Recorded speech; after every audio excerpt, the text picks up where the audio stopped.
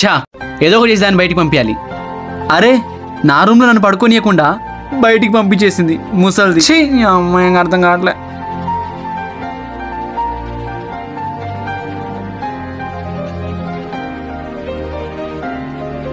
ఏయ్, నువ్వేంటిడా లోపల పడుకున్నావు కదా, ఇటెందుకు వచ్చావు?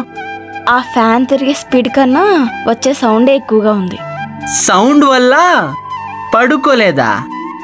నో మరి mosquitoes are biting, I can't survive there. నువ్వు నేరం చేయకుండానే 3rd డిగ్రీ అప్లై అవుతుంది నీ మీద. అవసరమా చెప్పు నీకు ఇక్కడ? నువ్వు వెళ్ళిపో మీ ఊరికి. గౌతమ్, ఇప్పుడు నువ్వు పడుకుంటావా? మరేం చేయాలి చెప్పు?